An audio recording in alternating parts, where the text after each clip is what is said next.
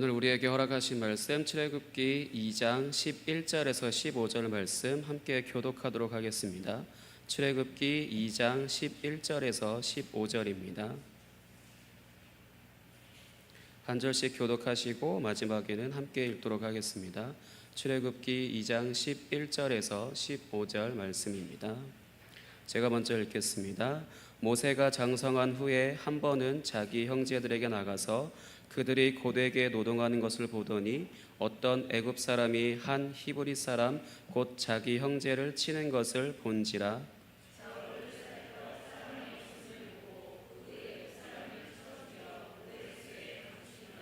이튿날 다시 나가니 두 히브리 사람이 서로 싸우는지라. 그 잘못한 사람에게 이르되 내가 어찌하여 동포를 치느냐 하매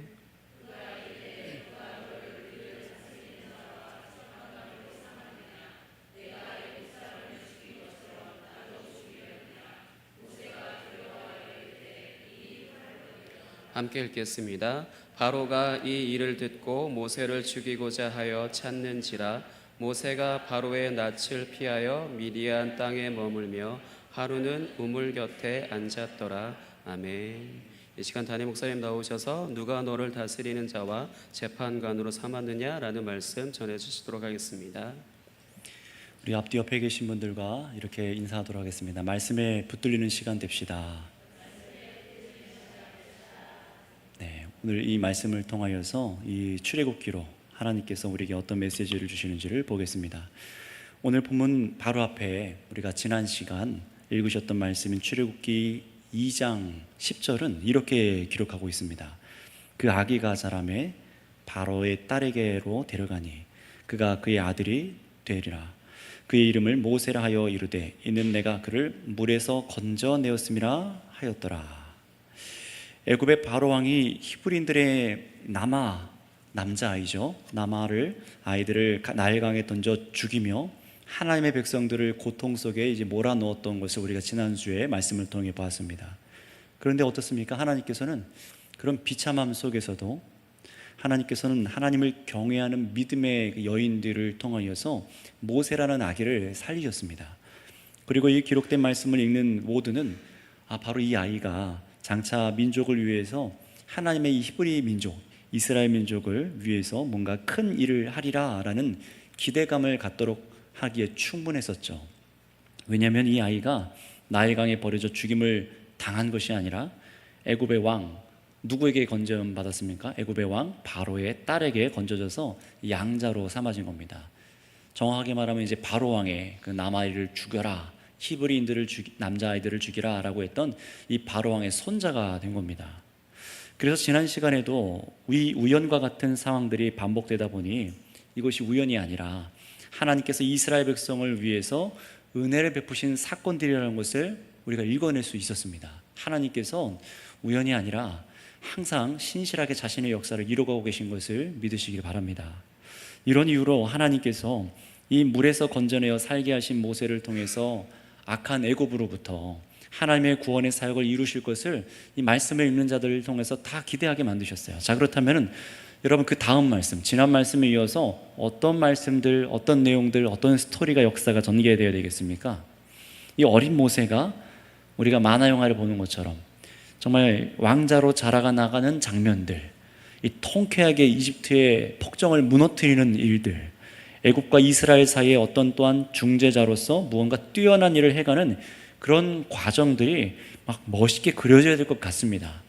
하지만 성경은 전혀 그런 시간에 대해서, 그런 스토리에서 대해서 언급하지 않고 다음과 같이 기록을 할 뿐입니다. 우리 11절 말씀 한번 읽어보도록 할까요? 11절입니다. 시작. 모세가 장성한 후에 한 번은 자기 형제들에게 나가서 그들이 고되게 노동하는 것을 보더니 어떤 애굽 사람이 한 히브리 사람 곧 자기 형제들을 치는 것을 본지라. 아멘. 자, 시점이 언제입니까? 모세가 어린 시절입니까? 아니라고 장성한 후에라고 이 11절이 시작하고 있습니다. 출애굽기 7장에 가면은 사도행전 7장입니다. 사도행전 7장에 가면은 스데반이 설교하는 장면에서 이때의 모세의 나이가 40살이라고 밝힙니다. 적지 않은 나이였어요. 청년 시절도 아니고 이미 장성하여서 40살이 될 정도로 이미 어른이 되어 있던 겁니다. 그러나 오늘 출애굽기에는 그 나이와 그간 어떤 일이 있었는지를 설명하지 않은 채 곧바로 이 모세가 어떤 사람으로 장성하였는가, 어떤 사람으로 장성하였는가, 여기에 지금 포커스를 맞추고 있어요. 다시 말하면 오늘 읽은 본문은요, 무엇에 초점을 두고 있느냐, 성인이 된 모세가 가지고 있는 정체성에 대해서 말하기 시작한다는 겁니다. 이것을 잘 기억해 주세요. 정체성, 이 부분을 잘 기억하고 오늘 본문을 읽고 설교를 들으시기 바랍니다. 모세가 물에서 건져지고 40년이 지난 시점입니다. 거기서 성경은 이 모세가 고생이 끝나고 이제 고생 끝, 믿음이 좋은 부모를 만나서 하나님의 은혜로 이 아이가 잘 살게 되었다, 인생이 폈다, 그것도 이집트의 왕 바로의 손자가 되어서 굉장한 이 성공을 갖게 되었다, 이런 것을 말하려고 하지 않습니다. 성경은 전혀 그런 바에 우리에게 관심을 두라고 말하지 않는 겁니다. 오히려 성경은 이 말씀을 통해서 모세가 애굽 왕의 가문에 속해서 40년을 살았음에도 불구하고 모세가 자신이 누구죠? 히브리인이라는 정체성을 잃어버리지 않았다는 것을 지금 보게 하려는 거예요. 그래서 곧바로 지금 10절에서 11절 넘어가면서 아이가 건져졌더라, 그런데 장성하여서 이 히브리인으로서 정체성을 그대로 갖고 있더라 라는 것을 말씀을 해주는 겁니다. 11절에 그래서 보실까요? 자기 형제들에게 나아가라고 하죠. 그들이 고되게 노동하는 것을 보았다고 해요. 이 형제들이 누구를 말하는 겁니까? 히브리인들, 이스라엘 사람들이죠. 또 11절 뒤쪽으로 조금 더 내려가면은 중반부터 어떤 애굽 사람이 한 히브리 사람, 곧 자기 형제를 치는 것을 본지라, 그러니까 친족이라고 되어 있어요. 분명히 모세가 친족, 형제로 여기고 있는 사람들은 누구냐? 지금까지 40년 동안 함께 왕궁에서 함께 자란 애굽 사람들이 아니라 누구라는 것입니까? 히브리 사람이 바로 자신의 형제들임을 인식하고 있었던 것을 오늘 성경은 11절에서 말씀하고 있습니다. 다시 말하면 애굽 왕자로 살면서 무려 40년이 지났어도 자기 자신을 애굽인이 아니라 자기 자신의 정체성을 이스라엘 사람, 하나님의 백성으로 분명하게 인식하고 있었다는 것이죠. 자, 그런데 여기 11절에서 모세가 자신의 형제들, 친족들이 고되게 노동하는 것을 보더니라고 할 때 이 보았다라는 이 표현을 성경이 쓰고 있는데요. 이 표현은 뒤에서 하나님께서 이스라엘 백성들의 고통을 보았다, 돌보았다라는 같은 의미로 이 단어로 기록이 됩니다. 다시 말하면 이 11절은요, 모세가 자신의 민족이 어떻게 살아가든 어찌되든 이 방관하며 살지 않았다는 것을 보여주는 거예요. 계속 그것을 봤다라는 거예요. 만약 모세가 나는 성공했다, 우리 부모님 참 하나님 잘 믿어서 내가 은혜 입어서 나는 저 히브리 민족들, 나의 동족들처럼 저렇게 비참하게 살지 않고 난 이렇게 멋지고 위대한 바로 왕의 일가가 되어서 성공한 사람이 되었다, 나에게 동족과 같이 비참한 삶이 없어서 얼마나 다행이고 감사한지 몰라요, 이 기회를 삼아서 더 높이 올라가겠습니다.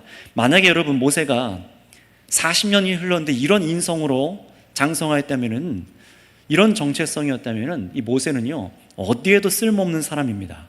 은혜를 받았어도 은혜를 바르게 감사할 줄 모르고 오히려 불의의 도구가 되었을 것입니다.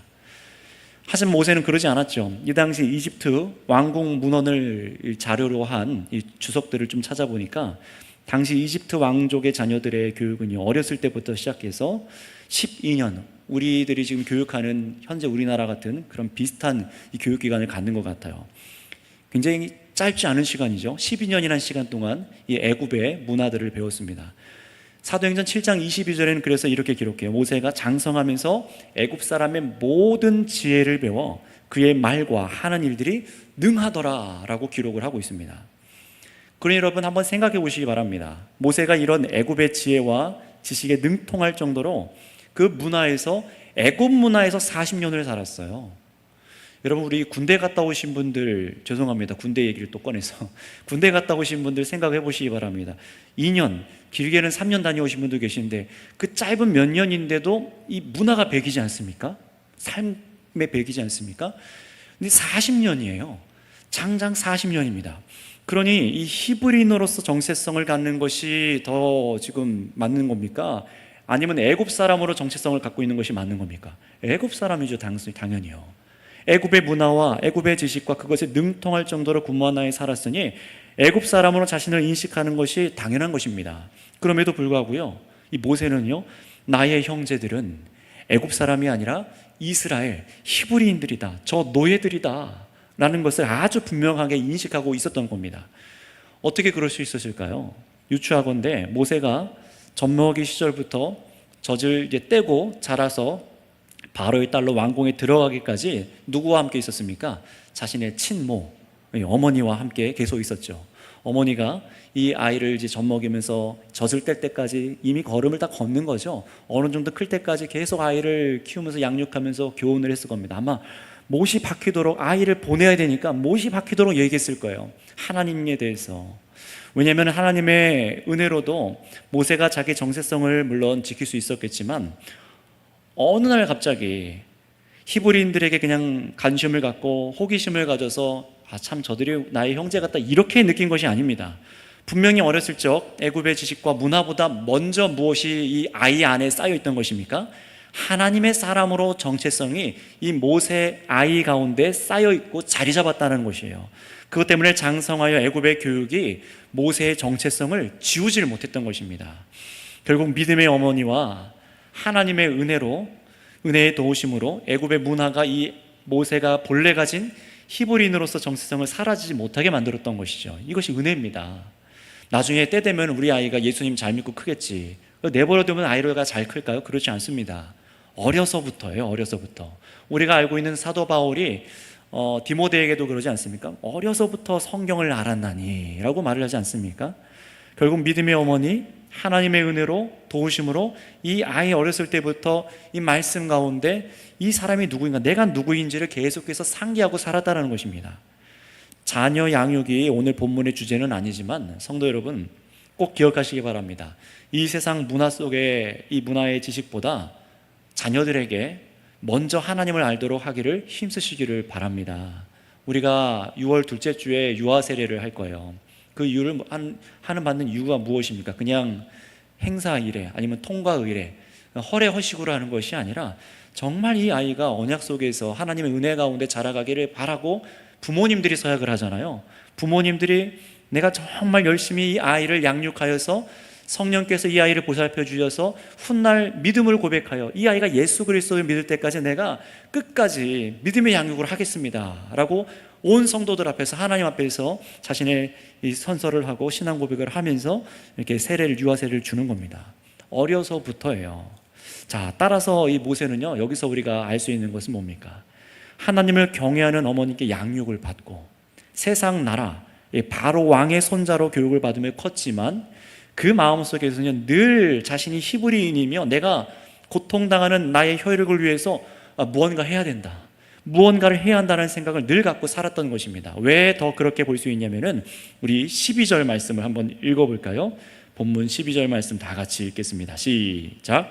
좌우를 살펴 사람이 없음을 보고 그 애굽 사람을 쳐 죽여 모래 속에 감추니라. 11절에 보니까 한 애굽인이 히브리 형제를 치는 것을 봐요. 이 애굽인은 히브리인을 감독하는 어떤 관리 그런 사람이 아닙니다. 그냥 애굽 평민입니다. 그냥 애굽인이 부당하게 히브리인을 때리는 거예요. 뭐 한 대 때리는 그런 표현이 아니라 여기 사용된 치다라는 히브리어 나카라는 동사는요, 치다, 때리다, 죽이다 굉장히 심하게 폭행을 하여서 그럴 만한 일도 아닌데 너무너무 과격한 폭력을 하는 것이 이 표현입니다. 불의하게 히브리인을 쳐서 죽을 만큼 때리는 것을 이 모세가 목격을 한 거예요. 그 불의한 모습에 모세는요, 분노가 일어나기 시작해요.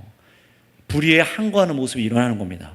히브리인을 정말 자신의 친족처럼 여기고 있던 것이기 때문에 더욱 이 상황에 가만히 있을 수가 없었던 모세는 어떡합니까? 12절 금방 읽으신 것처럼 애굽인을 쳐서 죽게 만들고 그리고 시체를 사람들 몰래 모래 속에 감춰버렸다라고 기록을 하고 있습니다. 여러분, 이 살인은 애굽 이집트에서도 엄연한 불법입니다. 죄입니다. 바로 왕이 히브리인 남자 아기를 칼로 쳐 죽일 수 있었음에도 불구하고 어땠습니까? 이 아이를 어디다 던지라고 했죠? 나일강에다가 아이들을 던져라 라고 바로 왕이 했던 것처럼 그 이유를 설명드렸었죠. 애굽에서 의도를 갖고 사람을 죽이는 일은 죄로 여겼었습니다. 여기서 한 가지 생각해 봐야 돼요. 모세가 왜 이런 살인을 저질렀는가, 왜 이런 행동을 했는가입니다. 지금 저 고통당하고 억울하게 맞고 있는 히브리인이 도와달라고 하지 않았습니다. 히브리인 정체성을 갖고 있는 모세가 이 일이 내가 해야 될 일이다 라고 모세가 자기가 스스로 이걸 생각하고 있었던 거예요.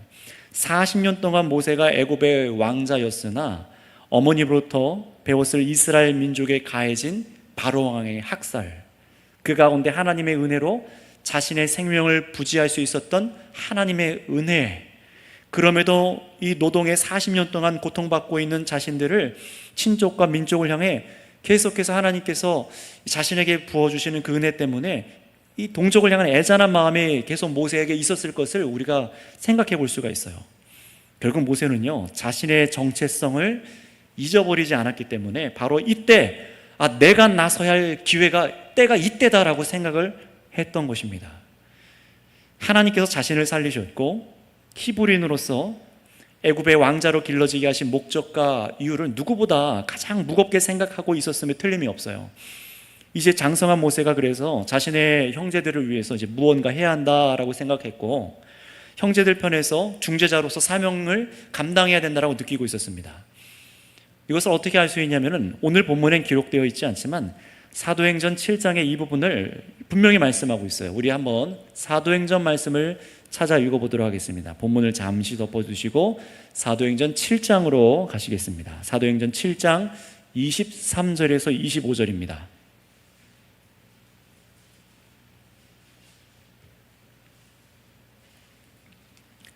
다 함께 사도행전 7장 23절에서 25절 말씀 한번 스테반이 하는 설교를 한번 읽어보도록 하겠습니다. 시작. 나이가 40이 되매 그 형제 이스라엘 자손을 돌볼 생각이 나더니 한 사람이 원통한 일일 당함을 보고 보호하여 압제받는 자를 위하여 원수를 갚아 애굽 사람을 쳐 죽이니라. 그는 그의 형제들이 하나님께서 자기의 손을 통하여 구원해 주시는 것을 깨달으리라고 생각하였으나 그들이 깨닫지 못하였더라. 아멘. 23절을 보세요. 40이 되매 내가 이제 돌볼 수 있을 것 같다라는 마음이 든 거예요. 이제 나서야 되겠다라는 생각이 들었습니다. 그래서 억울한 일을 당하는 것을 보고 원수를 갚아주고, 이렇게 내가 하면은 자신의 동족들이 하나님께서 지금 저 모세를 통하여서 그 손을 통해 우리를 구원해 주시는구나 라는 것을 깨닫겠지, 이 생각을 하면서 지금 모세가 이런 살인을 저질렀다는 거예요. 여러분, 그런데 여기서 일단은 먼저 모세가 잘한 것은 무엇입니까? 자신의 정체성을 잃어버리지 않고 지켰다는 거예요. 애굽의 그 문화, 그 부귀, 재물 이런 거 놔두고 자신의 동족을 돌볼 마음이 생겼다는 건 아니겠습니까? 아니, 계속 있었다라는 거예요. 마음을 지켰다는 겁니다. 40년 동안 모세 자신이 스스로 싸움이 있었겠죠. 여러분, 하나님의 사람으로서 우리가 이 땅 살아갈 때 우리도 이런 싸움이 때로는 필요합니다. 견디고 인내해내고 내가 누구인지, 나의 정체성이 누구인지 그 심겨진 말씀으로부터 여러분의 정체성을 잊어버리지 마시길 바랍니다. 우리는 하나님의 사람으로 부름받았습니다. 자, 그런데 여기서 이 모세는요, 이런 정체성 싸움에서 지지 않고 40이 되었어요. 그러나 성경은 모세가 정체성을 잘 지켰다, 이것만을 말씀으로 보게도 이것만이 아니라 더 강조하는 것은 무엇이냐? 모세가 자신의 동족을 돌보기 위해 선택한 방법, 곧 살인으로 인해서 자신의 민족을 향해 품은 모세의 구원의 계획이 실패로 돌아갔다는 것을 보여줍니다. 정말로 그런지 이제 본문으로 돌아가셔서 우리 13절, 14절 말씀을 한번 읽어보겠습니다. 살인을 통해서 어떻게 모세의 계획이 무너지게 되는지 한번 13, 14절 읽겠습니다. 시작. 이튿날 다시 나가니 두 히브리 사람이 서로 싸우는지라.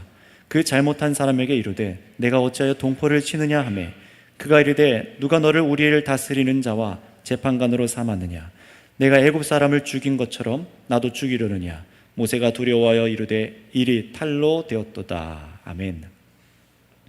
모세는 억울하게 폭행을 당하는 이 동족을 치는 애굽인에게 대신 복수해 줬어요.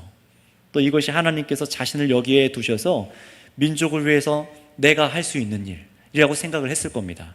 그리고 이제 본격적으로 이제 때가 되었다, 자신의 민족을 돌본 마음으로 나아가서 그 다음날 보니까 이번엔 두 히브리인, 자신이 동족이라고 생각하고 있는 두 히브리인이 싸우고 있는 거예요. 그래서 계속 오늘 본문엔 어떤 본문들이 지금 단어들이 나옵니까? 치고, 죽이고, 싸우고 이런 단어가 계속되죠. 모세는 이제 이 불의한 애굽인에게 이 벌을 내리는 정도의 사도만이 아니라 어떤 사람으로 지금 살아가야 되는 거냐면은 자신의 민족에게도 중재자로서 역할을 지금 하려는 겁니다. 싸우고 계속해서 죽이고 치고, 저는 이런 문화와 싸워야 되는 사람이에요, 이 모세는요. 그러나 지금 여러분 보세요.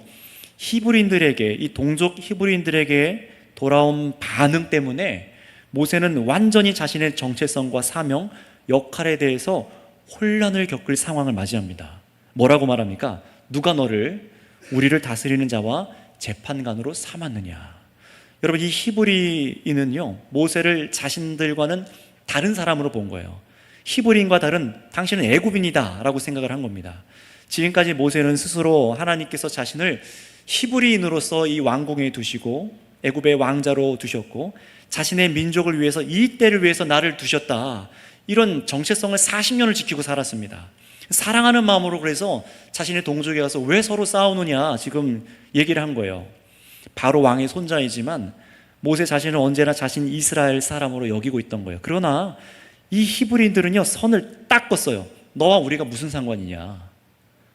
왜 더 이렇게 얘기했을까 생각을 해보면은 이 모세에게 항변하는 사람이, 모세가 바로 어제 하루 전날 저지른 그 살인과 그 시체를 모래 속에 묻은 것을 알고 있죠. 그래서 이렇게 물어요. 애굽 사람을 죽인 것처럼 나도 죽이려느냐? 이 장면은요, 지배하는 자들과 지배받는 자들의 생각이 전혀 다른 것을 보여줍니다. 너는 애굽의 왕자고 너가 원하는 대로 애굽 사람을 쳐 죽인 것처럼, 매장한 것처럼 우리에게도 그렇게 폭력을 향해서 우리를 다스리려는 거냐? 괜히 모세와 엮였다가 자신들도 화를 당할까 두려움에 대한 의미로 선을 긋기도 한 것입니다. 이 모세는 동족을 사랑하여 다가가서 돌보려고 했으나 이 자신의 동족과의 사이에는 커다란 간극이 있었던 거예요.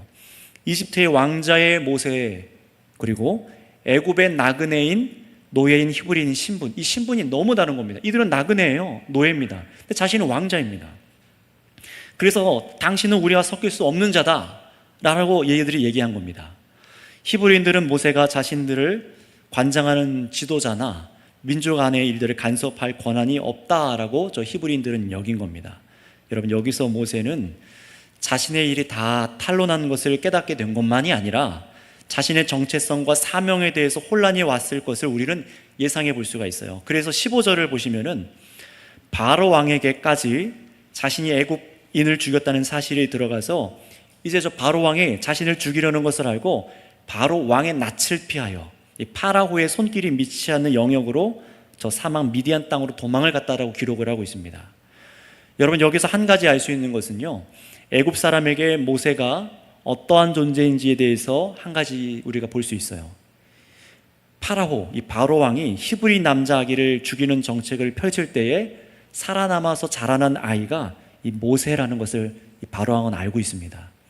그리고 자신의 딸이 걷어들여서 이 히브리인이 손자가 된 것도 알고 있어요. 차마 죽일 수 없었어요. 그것이 그리 탐탁지는 않았던 것 같습니다. 왜냐하면 애굽인을 죽였다는 말에 애굽 왕의 손자로 40년간 커왔던 그 왕과에서 커왔던 모세에게 자초지점도 묻지 않고 죽이려고 한다는 것은 여전히 바로 왕이 히브리인들에 대한 적대감을 갖고 있었다는 겁니다. 결국 애굽의 이 바로 왕의 손자로 컸던 모세는 애굽에서도 제대로 인정받지 못하고 자신의 동족 히브리인에게서도 인정받지 못하고, 지금 세상 표현으로 낙동강 오리알이죠. 나는 누구인가? 나의 정체성은 누군가? 나는 지금 여기 왜 있는가? 이 세상에서 내가 어떤 사람으로 내가 40년을 버텨왔는가? 물론 하나님에 대한 그 신앙이 자신을 버티게 했고 하나님께서 자신의 민족을 구원하기 위해서 자신을 이 자리에 두었다는 정체성이 있는데, 지금 자신의 동족에게도 도리어 거절을 당했으니 어떻겠습니까? 형제들을 위해서 애굽의 잘못된 폭정에 맞서서 그게 우발적이든 계획적이든 살인까지 저지르게 되었고 큰 책임을 자신이 떠안았는데 이 동족들은 자기를 알아주지도 않아요. 전혀 인정받지 못하는 것입니다. 자, 그렇다면 여러분, 여기서 모세가 여기서 할 수 있는 것은 무엇일까요? 선택지가 없습니다. 뭐 화를 내겠어요? 누구에게 가서 하소연을 하겠습니까? 애굽을 떠나는 겁니다. 자신을 죽이려는 바로 왕에게서 또 하나님께서 이스라엘 민족을 위해 자신을 여기 두셨다는 정체성을 지키며 행동했으나 자신을 인정하지 않는 동족 이스라엘 형제자매들로부터도 도망친 거예요. 자신이 누구인지 지금 혼란스럽지 않겠습니까? 정말 아무것도 할 수 없는 거예요. 실패자인 것 같고 도망자일 수밖에 없던 겁니다. 자, 그런데 여러분 여기서 중요해요. 이 본문을 읽은 우리는 이 말씀을 보고 모세가 이런 사명에도 실패하고 실패자요, 살인자로 바로에게 죽게 될까봐 남은 여생 두려워 떠는 나약한 사람이다 라고 보게 될 수 있지만, 놀랍게도요, 신약 성경에서 이 모세가 이 상황을 겪고 미디안 땅으로 도망간 것을 다르게 기록을 하고 있어요. 우리 한번 본문을 접어두고 히브리서 말씀을 찾아보겠습니다. 히브리서 11장 말씀 보겠습니다. 히브리서 11장 24절에서 27절입니다.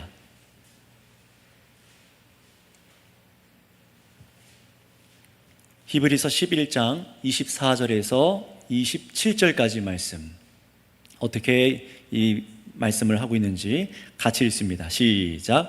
믿음으로 모세는 장성하여 바로의 공주의 아들이라 칭함받기를 거절하고 도리어 하나님의 백성과 함께 고난받기를 잠시 죄악의 낙슬을 누리는 것보다 더 좋아하고 그리스도를 위하여 받는 수모를 애굽의 모든 보화와 더 큰 재물로 여겼으니 이는 상주심을 바라봄이라.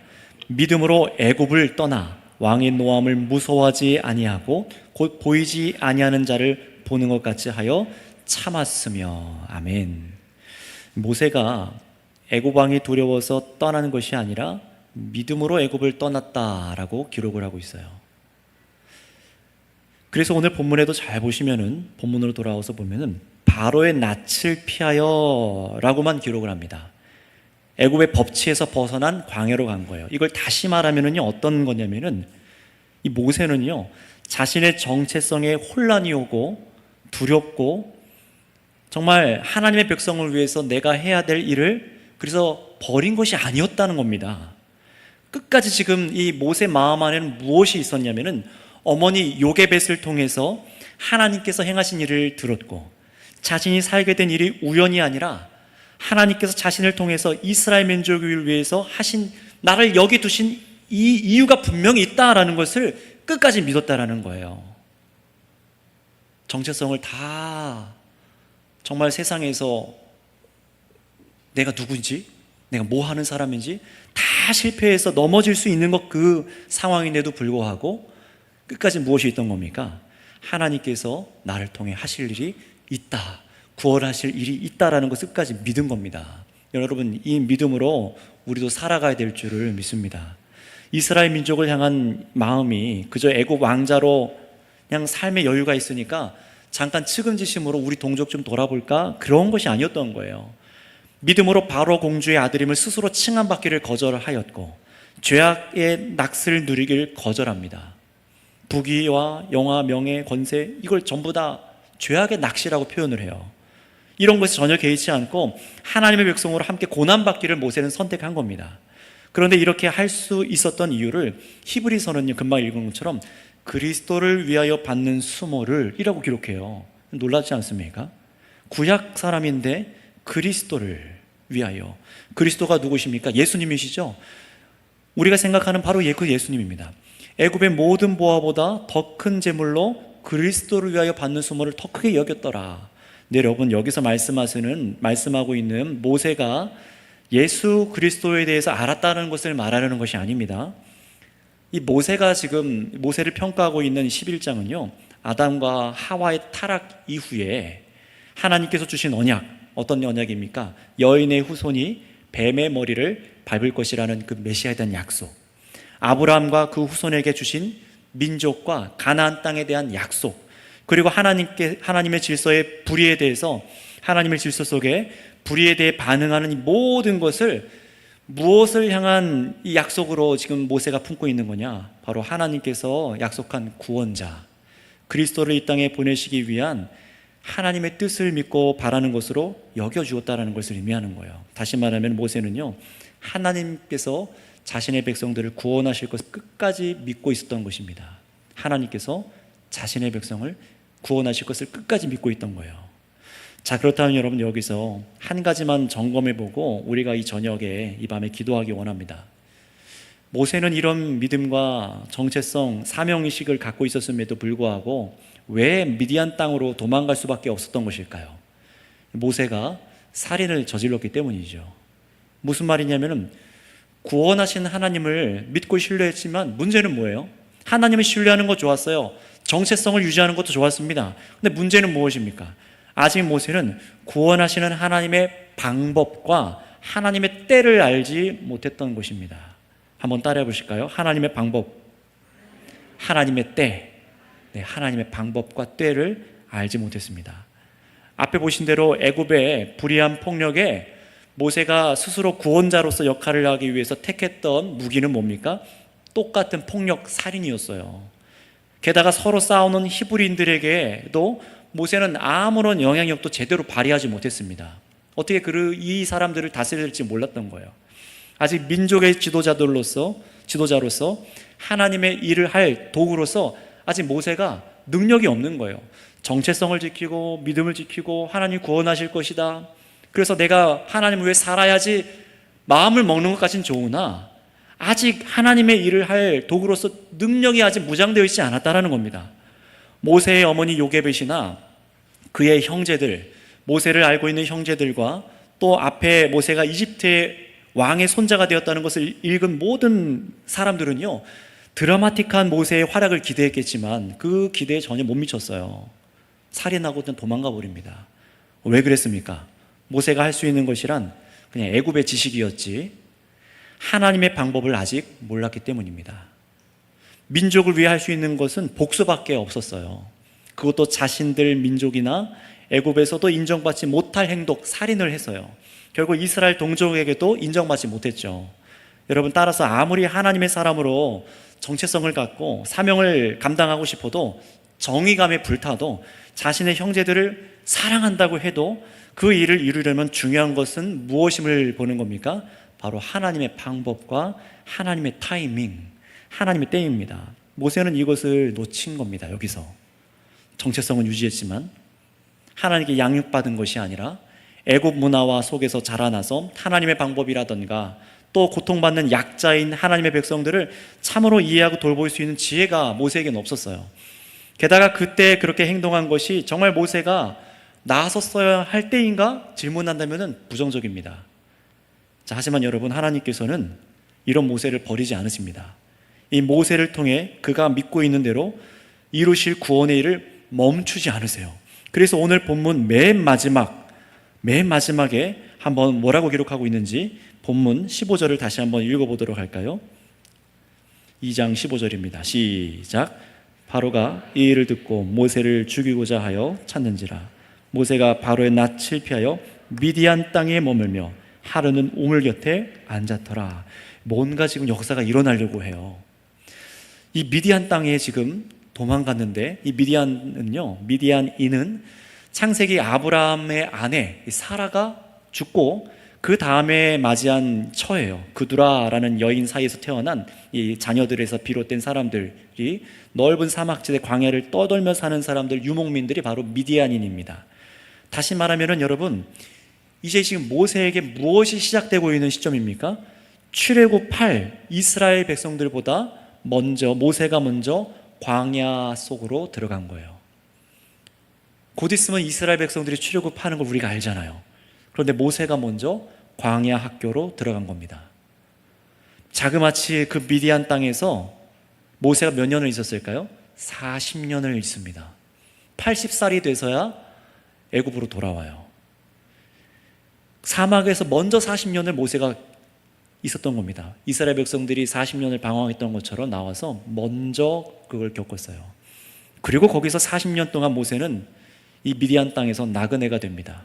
자신의 핏줄인 이스라엘 백성들이 나그네로서 애굽에서 살던 것이 무엇인지 모세도 미디안 땅에서 겪어보는 거예요.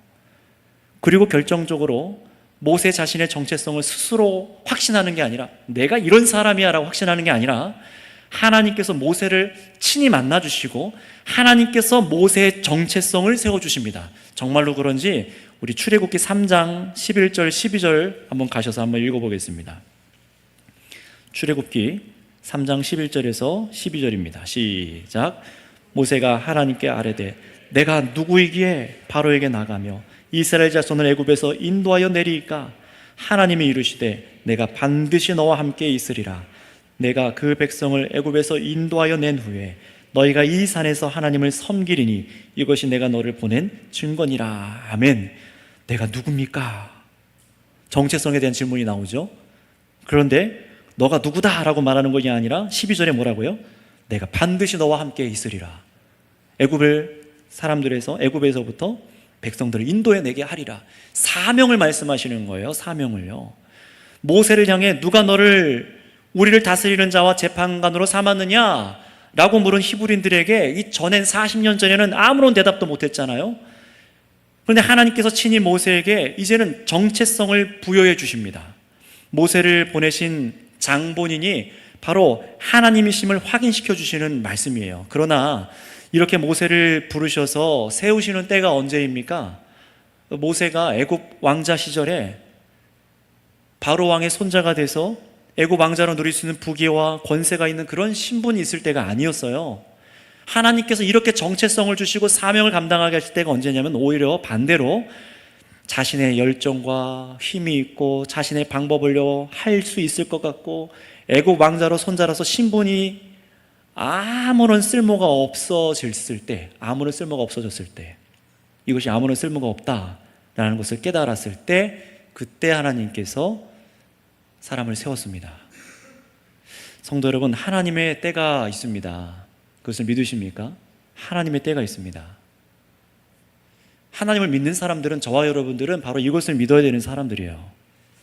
그런데 문제는 뭐냐? 분명한 것은 하나님의 때가, 그 타이밍이 있는 것을 믿는데 우리는 그 때를 잘 모른다는 사실입니다. 내가 언제 어느 때에 나아가서 이걸 해야 될까? 모세처럼 우리는 그리스도인이라는 것을 알고 있고요, 우리가 무엇을 해야 되는지도 알고 있습니다. 말씀을 들어서요. 그러나 하나님의 때는 몰라요. 내가 언제 어떻게 나서야 되는가. 때로는 하나님의 방법 말고 내가 세상에서 익히 보아왔던 방법을 사용하기도 하죠. 그래서 문제가 발생하기도 합니다. 근데 모세도 보세요. 어리지 않았어요. 40살입니다. 그런데도 하나님의 때와 방법을 몰랐던 거예요. 하나님께서 모세에게 살인을 저질러서라도 원수를 갚아라, 백성들에게 나가서 그들을 지도하라 라고 말씀하시지 않았는데 자기의 판단과 방법, 자기 때에 행한 것이 문제가 되었습니다. 바로 그런 모세를 하나님께서 광야 40년 동안 훈련시키신 거예요. 물론 이런 일들이 있었기에 광야로 나아가서 이 하나님의 광야 수업을 듣게 된 모세지만, 분명한 것은 모세가 다시 애굽으로 돌아와 구원자로 사명을 다할 때는요, 그때는 나중에 보시겠지만 어떤 일도 자기 마음대로, 자기 방법대로, 원하는 대로 하지 않았다라는 겁니다. 말씀대로만 합니다. 가라 하면 가고, 이거 해라 하면 하고. 모세가 미디안 땅에 40년 동안 그간 애굽에서 가지고 있던 애굽의 모든 때를 벗어버린 거예요. 습관들, 내가 내 지식으로, 내 힘으로 할 수 있을 것 같다라는 것, 다 벗어낸 겁니다. 하나님께서 친히 말씀하시고 모세에게 말씀하시고 그를 보내고 나서야 모세는 제대로 하나님의 뜻을 이룰 수 있었습니다. 따라서 성도 여러분, 우리는 어떻습니까? 우리는 누구입니까? 여러분에게 너는 누구냐? 라고 묻는 사람들에게 어떤 대답을 하시겠습니까? 저도 오늘 이 말씀을 갖고 또 앞에서 기도하는데 제가 누구인지 하나님 앞에서 계속해서 고백하고 기도하는 시간을 가졌었어요. 여러분들도 한번 하나님 앞에 오늘 기도해 보세요. 여러분 누구이십니까? 여러분 먼저 이 질문에 답하기 전에 믿음 안에 거하시기를 바랍니다.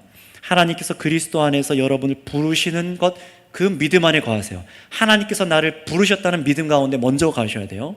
그리고 모세가 그리스도를 위하여 수모를 받은 것을 참았다라고 말씀하는 것처럼 우리가 세상 속에 불신하는 사람들과 살아가지만 참으로 그리스도를 바라고 견디는 것이 가장 큰 유익임을 믿으시길 바랍니다. 이것을 믿고 우리가 하나님께 내가 누구인지를 생각하면 좋겠지만, 그러나 성도 여러분, 하나님의 방법과 하나님의 때를 따라 우리가 순종해야 되는 자인 것을 잊지 마시길 바랍니다. 내가 생각해서 뭔가를 할 수 있는 사람이 아니라 우리들은요, 하나님께서 너는 이런 사람이야 라고 말씀 가운데 분명하게 우리 심령 가운데 깨닫게 하여 주시고 믿게 하여 주시고 사명이 무엇인지를 분명하게 알게 될 때, 하나님의 타이밍에 따라 움직여지는 사람이 될 때서야 내가 누구인지를 선명하게 말할 수 있는 사람이 됩니다.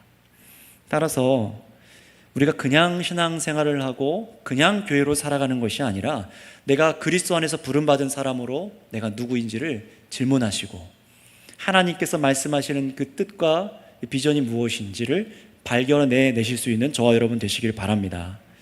따라서 거듭나게 하셔서 마지막까지 이 땅에서 우리의 정체성을 발휘하고 살아갈 때에 여러분 우리의 방법이 아니라 하나님의 방법으로 살게 하여 주시고 하나님의 때를 따라 우리는 기다릴 줄 알고 또 나아가 순종할 수 있는 백성으로 나를 광야 이 인생길에서 말씀으로 지도하시고 인도하여 주시기를 우리 성도님들 항상 기도하고 나아갈 수 있기를 축복합니다.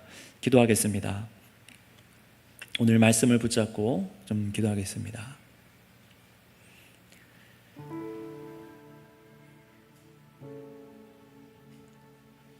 우리가 누구입니까? 여러분은 누구인가요? 누가 여러분을 이 자리에 두시고 세상으로 보내십니까?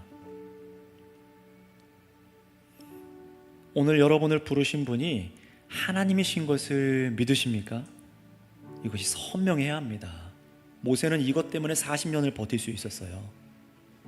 예수님이 내 정체성의 근거이심을 오늘 이 밤 기도드리시길 바랍니다. 여기에 쓰셔야 돼요. 그래야만 세상 나가서 이길 수 있습니다. 하나님께서는 세상 죄악 가운데도 자신의 성도를 불러내시고 믿음으로 서기를 원하고 계십니다. 그리고 여러분의 힘이 아니라 오직 하나님의 말씀에 근거해서 하나님의 때를 따라 가장 좋은 때에 구원의 은혜를 이루어 가심을 여러분 먼저 믿으시기를 바랍니다. 내가 조급함으로 하는 것이 아니라 신뢰하고 버티세요. 그리스도인으로서 예배하고 주 앞에 이 마음을 지키고 버티세요. 하나님께서 이루시고 구원하심을 사모하시기 바랍니다. 그래서 참으로 인내할 줄 알며 주님의 구원을 바라며 여러분의 정체성인 믿음 가운데 흔들리지 않고 주님의 일하심을 알기를 원합니다. 정말 나를 인도하여 주옵소서. 내가 누구인지 하나님 안에서 발견하고 말씀대로 움직이는 자가 되게 하여 주옵소서 하고 우리 주여 한번 부르고 기도하겠습니다. 주여. 아버지 하나님 감사합니다. 감사합니다. 하나님 안에서 내가 누구인지 무엇을 하는 사람인지 하나님 우리가 오늘 알게 하여 주심을 감사합니다. 또 이것을 두드리고 찾는 자들이 이 자리에 있습니다. 이 세상 속에서 참으로 하나님께서 나를 이 자리에 두셨다라는, 나를 부르셨다라는 이 분명한 믿음으로 우리가 살아가기 원하오니 역사하여 주셔서 하나님 아버지 우리의 마음과 우리의 생각과 우리 믿음을 지킬 수 있도록 우리를 붙잡아 주시옵고 하나님께서 우리를 구원하시는 그 은혜를 사모하고 바라게 하여 주시옵소서. 그러나 내가 원하는 때에 내가 원하는 방법대로 우리 가정들과 내가 이웃 가운데 함께하는 사람들과 또 내가 이 교회 안에서 이 세상 가운데에서 참으로 하나님의 사람으로 살아갈 때에 하나님의 때와 타이밍이 있는 줄을 믿습니다. 하나님의 방법대로 행해야 되는 줄을 믿습니다. 먼저 주님 우리의 죄악들을 용서하여 주시고 우리의 옛 생각들, 옛 생활의 방식들을 벗어버리게 하여 주셔서 그리스도 안에서 날마다 새 옷을 입게 하시고 새 사람으로 성화되어 살아가는 하나님 은혜의 삶을 저에게 허락하여 주시옵소서. 이 광야라는 인생길 가운데 우리를 훈련하여 주시옵고 주님 그래서 하나님께서 사용하시기에 합당한 자녀로서 날로 자라가게 하여 주시고 이 믿음을 잃어버리지 않고 견디며 싸움을 이기는 자가 되게 하여 주시옵소서.